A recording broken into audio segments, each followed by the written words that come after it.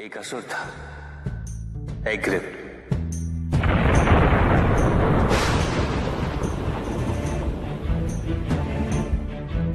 एक दिन वो ब्रह्मलोक गया।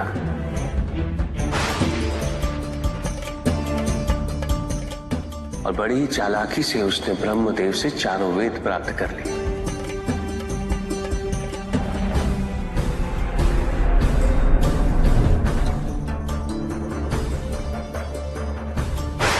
और जाके समुद्र में छुप गया।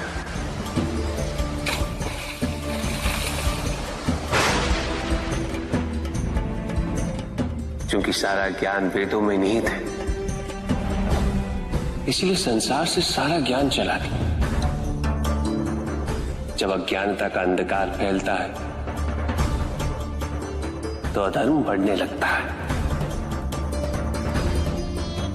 भगवान विष्णु सब देख रहे थे। उन्हें ज्ञात था कि शीघ्र पृथ्वी लोक पर प्रलय आने वाला है। एग्रिप के साथ चारों वेद भी लुप्त होने का भय था। ब्रह्मदेव सृजन करता है। वेदों के अभाव में पुनर्जन्म की प्रक्रिया को पुनर्स्थापित करना अत्यंत कठिन। इसीलिए एग्रिप से उन वेदों को पुनः प्राप्त करना अनिवार्य था। तो भगवान विष्णु ने क्या किया? भगवान विष्णु ने एक मत्स्य रूप धारण किया। वो एक मछली बने और नदी में अवतरित हुए। राजा सत्यव्रत स्नान कर रहे थे। एक छोटी सी मछली उनके हाथ में आ गई। इतनी छोटी मछली? भगवान विष्णु? हाँ, राजा सत्यव्रत उस मछली को जल में छोड़ने जा ही रहे थे कि उस मछली ने बड़ी मछलियों का भय जताते हुए उनसे विनती की। उनसे कहा कि वो उसे अपने साथ ले चले। राजा सत्यव्रत अत्यंत दयालु थे। मछली को अपने कमंडल में शरण दे दी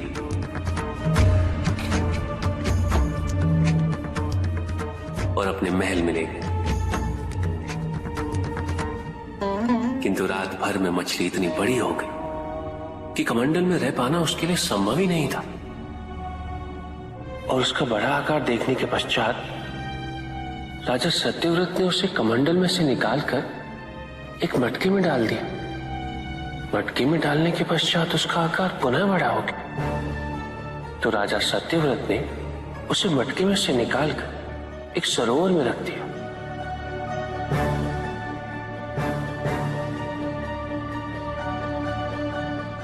किंतु उस एक ही रात में सरोवर में रखने के पश्चात भी उसका आकार इतना बड़ा हो गया कि उसे नदी में रखना पड़ा।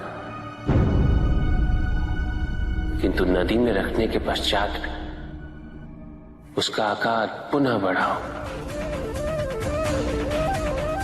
और इतना बड़ा हो गया कि यदि उसे महासागर में नहीं रखा जाता तो उसकी मृत्यु निश्चित थी।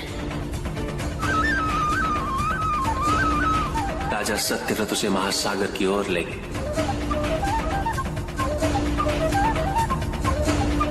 क्योंकि राजा सत्यव्रत तपस्वी थे, ज्ञानी थे, उन्हें आभास हुआ कि ये कोई साधारण मछली नहीं, ये स्वयं साक्षात भगवान विष्णु ही है। भगवान विष्णु राजा सत्यव्रत की उदारता से अत्यंत प्रसन्न थे। इसीलिए उन्होंने राजा सत्यव्रत को मत्स्य रूप धारण करने का कारण बताया। साथ ही उन्होंने सत्यव्रत से कहा कि आज से 7वें दिन प्रलय आएगा, समस्त पृथ्वी जल में समा जाएगी। किंतु आप सप्तऋषियों के साथ साथ अनाज, वनस्पति व अशुद्धों की प्रत्येक प्रजाति के बीज और प्रत्येक पशु का एक एक जोड़ा लेकर एक विशाल नौका में सवार होकर मेरी प्रतीक्षा कीजिएगा। केवल एक ही स्थान ऐसा होगा जिसकी ऊंचाइयों को जल छू नहीं पाएगा। मैं लौटूंगा और आपको वहां लेके चलूंगा। ऐसा कौन सा स्थान था?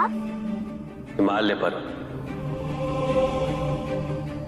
अर्थात तुम्हारी माता के पिता हिमावन। फिर क्या हुआ? ऐसा कह के भगवान विष्णु समुद्र में चले गए और अपने मत्स्य रूप में उन्होंने हिग्रीव को ढूंढ निकाला।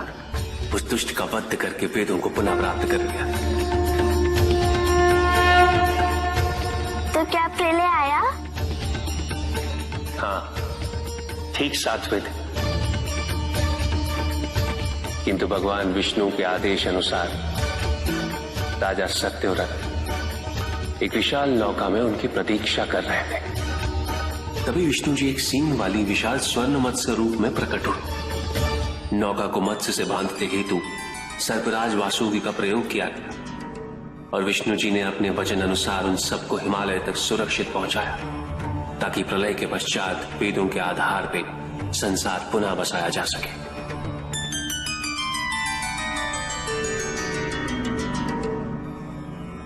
राजा सत्यव्रत मनु कहलाए।